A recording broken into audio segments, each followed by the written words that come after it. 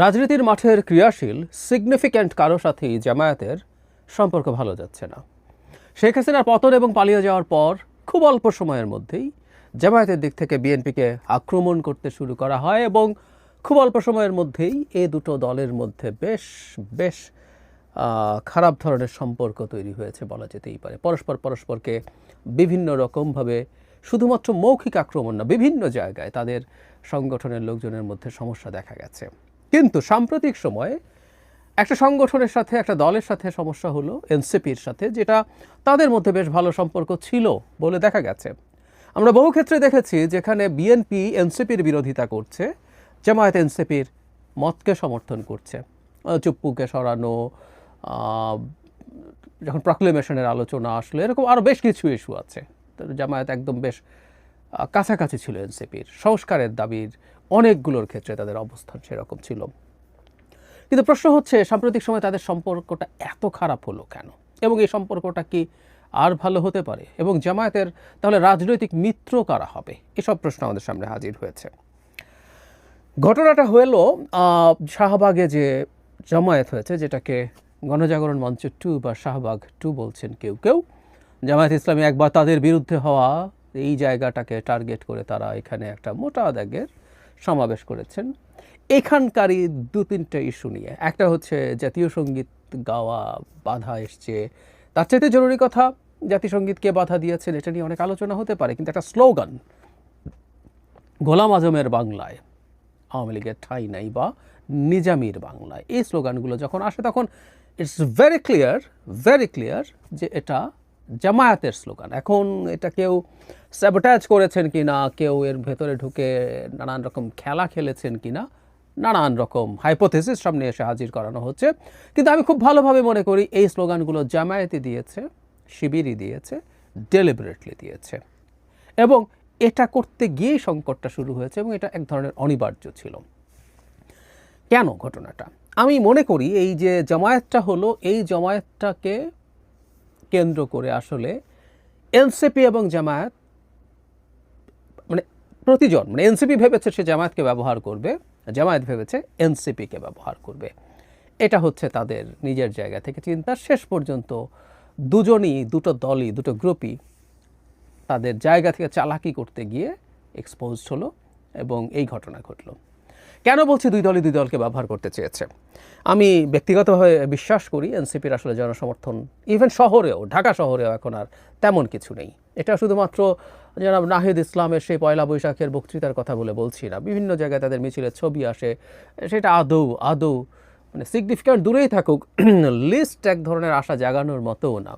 কিন্তু জনাব হাসনাত আবদুল্লাহ এসে যে কর্মসূচি শুরু করেছিলেন, সেটা আমি জানি না এটা এনসিপির সিদ্ধান্তে কিনা। কারণ হলো তারা প্রথম থেকে বলছিলেন যে জনাব হাসনাত আবদুল্লাহর প্রোগ্রাম এটা, তিনি যমুনায় চলে যান এবং ব্যারিকেড ভেঙে, রীতিমতো তার জন্য ব্যারিকেড ভাঙা জায়েজ আছে, তিনি লোকজন নিয়ে ব্যারিকেড ভাঙেন এবং যমুনার একেবারে বাউন্ডারি ওয়ালের ওখানে গিয়ে থাকেন। পরে এনসিপির সভাপতি আহ্বায়ক জনাব নাহিদ ইসলামের নেতৃত্বে এনসিপি যায়, জামায়াত যায়, যদিও জামায়াত সাংগঠনিকভাবে গিয়েছে সেটা বলেনি। এরপর আমরা জানি সমাবেশ হয়, এরপর তারা একটু সরে আসেন, তারপর পরদিন শুক্রবার সেদিন তারা শাহবাগে সমাবেশ করবেন, সেই সমাবেশ হয়, ইত্যাদি ইত্যাদি। এর মধ্যে প্রচুর জামায়াতে ইসলামীর লোকজন ছিল এবং প্রচুর ইসলামিস্ট ছিলেন। তাহলে যে কথাটা বলতে যাচ্ছিলাম, যতটুকু সাইজও ওই সমাবেশে দেখা গেছে সেটা এনসিপির লোক দিয়ে কল্পনাও করা যায় না। এনসিপির শক্তি তার চেয়ে অনেক অনেক অনেক কম। এতে যেটা আমরা বুঝবো, এনসিপি আসলে চেয়েছে তাহলে, বা হাসনাত আবদুল্লাহ যেভাবেই বলুক, এগুলো টেকনিক্যালিটিস, কিন্তু শেষ পর্যন্ত NCP was very much aligned to this programme, এবং এনসিপি তো আওয়ামী লীগ নিষিদ্ধ করার কথা বলছিলই। তারা ভেবেছে জামায়াত আসবে, জামায়াতের এই সংখ্যাটা তারা দেখাবেন, এবং এটা ক্রেডিটটা দিনের শেষে এনসিপির কাছে যাবে। এর সাথে অন্য ইসলামিস্টরা আসলো, কারণ জামায়াত যদি খুবই খারাপ হতো আওয়ামী লীগ নিষিদ্ধ করার দাবিতে, এটা খুবই মর্মান্তিক দেখাতো। কিন্তু মোটামুটি তাদের সম্মান রক্ষা হয়েছে, মুখ রক্ষা হয়েছে, এভাবে বলতে পারি। কিন্তু এখন ঘটনা যেটা দাঁড়ালো, জামায়াত এখানে লোক সাপ্লাই দিয়েছে, তাদের লোকজন গেছে, অফিসিয়ালি তারা এটা অস্বীকার করেছে। আমি এটা আপনাদেরকে শুনিয়েছিলাম একদিন, জামাতের দায়িত্বশীল যারা ছিলেন তাদের কাছে যখন মিডিয়া জানতে চেয়েছে সেটা জানিয়েছেন। কিন্তু এখানে তাদেরই আবার খুবই সিগনিফিক্যান্ট, খুবই প্রমিজিং লিডার ভবিষ্যতে উনি অনেক বড় পদে আর নিশ্চয়ই যাবেন। জনাব শফিকুল ইসলাম মাসুদ গেছেন এবং তিনি আবার মিডিয়ার কাছে স্বীকার করেছিলেন তিনি দলের পক্ষ থেকে। যাই হোক, লং স্টোরি শর্ট, জামায়াত ওখানে আছে এবং তারা যখন এই পরিমাণ মানুষজন আসলো তখন তাদের পক্ষে পুরো ক্রেডিট এনসিপিকে দিয়ে দিতে সমস্যা হলো এবং তারাও বলতে চাইলো এই জামায়াত মূলত তাদের, যদি এটা ঠিক না। এখানে জামায়াতের বাইরে প্রচুর অন্যান্য ইসলামিস্টদের অংশগ্রহণ ছিল, অনেক, হেফাজতে ইসলাম সহ আরও অনেকেরই খুবই ফার রাইট লোকজন ওইখানে প্রেজেন্ট ছিলেন, কোনো সন্দেহ নেই। ফলে যেটা দাঁড়ালো, তারা আসলে তাদের অবস্থান জানান দিতে চেয়েছেন এবং এত বড় একটা জায়গা হলো, এবং আমি বলছি এই কথাটা, তাদের তো একটা ট্রমা আছে। আগের গণজাগরণ মঞ্চ তাদের নেতাদের জন্য কি করেছিল এবং সেই গণজাগরণ মঞ্চের মাধ্যমে অবশ্যই তাদের নেতাদের বিরুদ্ধে বেশ অবিচার হয়েছে, অন্যায় হয়েছে। যদিও এই কথাটাও জরুরি, একটা ভুল বিচার হয়েছে, দ্যাট ডাজন্ট নেসেসারিলি মিন যাদের বিচার করা হয়েছে তারা সবাই অপরাধ করেননি, নিরপরাধ ছিলেন না, আমি এটাও মনে করি না। প্রসিডিউরাল অনেক রকম ভুল ছিল, সেই ভুলগুলো যদি ঠিকঠাক মতো করা হতো ভিন্ন আলোচনা আমরা করতাম। যাই হোক, সো তাদের সেই ট্রমাটা যখন থাকে তখন তারা এইখানে যখন আবার সেই জায়গা, সেই ঐতিহাসিক জায়গায় এসে তাদের ইচ্ছে হতেই পারে যে স্লোগানটা দেই এবং তাদের অবস্থান জানান দেয়া, কারণ এই সমাবেশের ক্রেডিট এনসিপিকে তারা দিয়ে দিতে চাইবেন পুরোপুরি, সেটা নাও হতে পারে। তারা সেটা করেননি, না করার এই কথা। কারণ আমরা মিডিয়াতে নিউজ দেখছিলাম, হাসনাত কী বলছেন, সার্জিস কী বলছেন, নাহিদ কী বলছেন, ওখানে দাঁড়িয়ে দাঁড়িয়ে মূলত সেই আলাপগুলোই সবচেয়ে বেশি এসছে। আমার এর বাইরে এগুলোর খুব বেশি কাভারেজ আছে, ফলে এটা একদম এনসিপির একটা সমাবেশ হয়ে দাঁড়াচ্ছিল, তাই তারা কাজটা করলেন।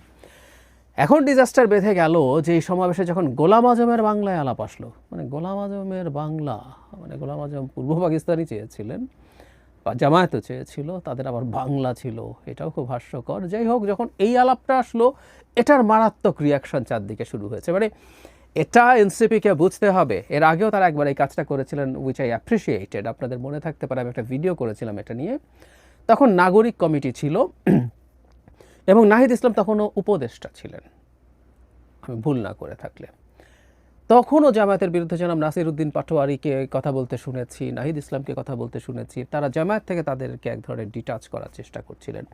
এখন যেটা ঘটলো তার ফলে যেটা হবে, তাদের রাজনীতি ক্ষতিগ্রস্ত হবে। কারণ বাংলাদেশের মানুষ ৭১কে, এমনকি মানে খুবই ইয়াং লোকজনও ৭১কে ছেড়ে আসলে বাংলাদেশে কেউ রাজনীতি করবে, এবং সেটাতে যারা আদার সাইডে ছিল, যারা আমাদের হানাদার ছিল, তাদের পক্ষে যারা ছিল, তাদেরকে খুব সহজে নেবে না এখনও, এটা মোটামুটি নিশ্চিত। সেই রিয়াকশান দেখেই আসলে এনসিপি ভীত হয়ে ওঠে এবং খুব দ্রুত তারা জামায়াতকে তাদের গা থেকে ছেটিয়ে বিদায় করার চেষ্টা করে।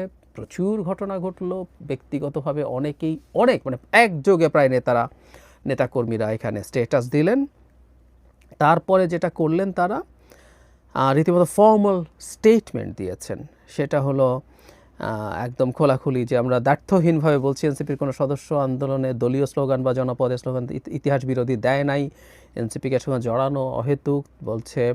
বরং তারা যেটা বলছে যে ঐতিহাসিক মানে ৭১-এ যারা ৭১ সালে জনপদের মানুষের জনযুদ্ধের বিরুদ্ধে অবস্থান নিয়েছিল, যাদের বিরুদ্ধে গণহত্যায় সহযোগিতার অভিযোগ রয়েছে, আমরা চাই তারা জামায়াতকে ইন্ডিকেট করে তারা নিজেদেরকে অফিসিয়ালি সরিয়ে নিয়েছেন। এরপর আমি জানাব মাহফুজ আলমের সেই স্ট্যাটাস, এগুলো নিয়ে আমরা কথা বলেছি। আমি তাকে এনসিপির মানুষই মনে করি। তিনি বললেন, এরপর জামাত শিবির ছাপিয়ে পড়লো, তিনি আবার ক্ষুব্ধ হয়ে স্ট্যাটাস দিলেন, সেটা শুনলো।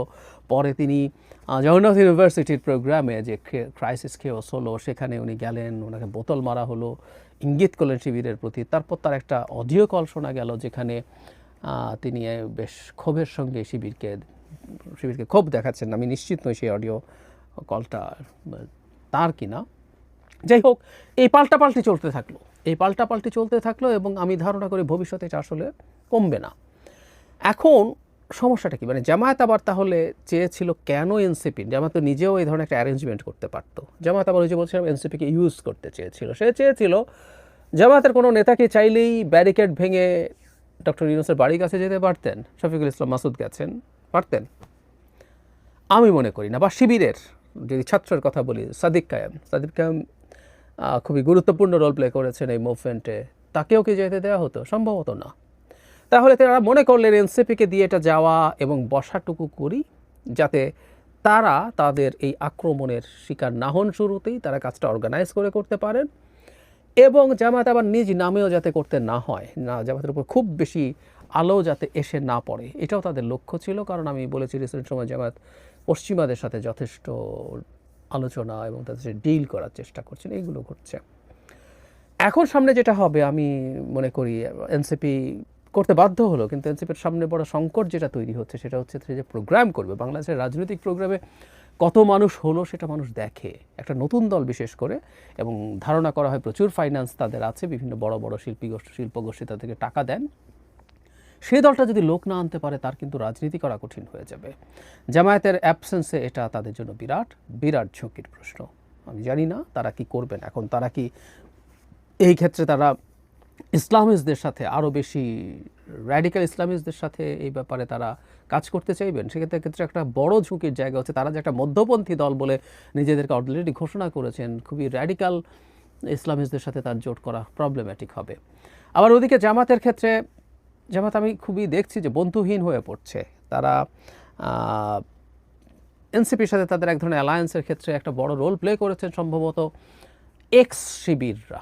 এক্স শিবিরের একটা অংশ বেরিয়ে গেছেন, তারা একটা নতুন প্ল্যাটফর্ম তৈরি করেছে, এটা রাজনৈতিক দলে পরিণত হবে সম্ভবত খুব অল্প সময়ের মধ্যে। জুনায়েদ এবং রাফে এরা মূল দুজন, ঢাকা ইউনিভার্সিটির শিবিরের প্রেসিডেন্ট ছিলেন, তারা এখানে এই মুভমেন্টেও খুবই জুলাই এবং আগস্টের যে গণ অভ্যুত্থান সেখানেও তারা খুবই ভালো রোল প্লে করেছিলেন। তারা কাছে কিন্তু আমি ধারণা করি এনসিপির মধ্যে এখনও প্রচুর আইদার এক্স শিবির অথবা ঠিক উভয় স্বীকৃত শিবির নন, কিন্তু ওই ভাবধারার মানুষজন আছেন। তো ওই ভাবধারার মানুষ যারা আছেন তারা এখনও রয়ে গেলেন এবং তাদের দিক থেকে সেই চেষ্টা হয়তো ছিল, কিন্তু সাম্প্রতিক এই যে ঘটনা ঘটলো সেটা দিয়ে সেই বিচ্ছেদটা জরুরি হয়ে পড়েছে। এখন শিবিরের ক্ষেত্রে যেটা প্রবলেমের কথা বলছি সেটা হলো তাদের এখন আরও তারা যদি এনসিপিকে তাদের সামনে রাখতে পারতেন, তাদের সাথে এক ধরনের শিথিল ধরনেরও জোটও রাখতে পারতেন, সেটা তাদের জন্য ভালো হতো। কারণ একটা সেন্ট্রিস্ট ফোর্সের সাথে তার অ্যালায়েন্স, আদারওয়াইজ তার অপশন আছে খুবই রাইটদের সাথে যাওয়া। হেফাজতে ইসলামের সাথে আলাপ করছেন, যদিও তাদের মধ্যে দীর্ঘকালীন বৈরী সম্পর্ক আছে, ইসলামী আন্দোলন বাংলাদেশ বৈরী সম্পর্ক আছে, তারপরও গেলে তাদেরকে আরও বেশি রাইটে যেতে হবে। সেটা আবার জামাতের যে ইউরোপ এবং আমেরিকার ক্ষেত্রে কিছু ক্ষেত্রে কিছু গ্রহণযোগ্যতা তৈরি আছে যে এরা ডেমোক্রেটিক পলিটিক্স পছন্দ করে এবং অত র্যাডিক্যাল না, সেটা আবার হ্যাম্পার্ড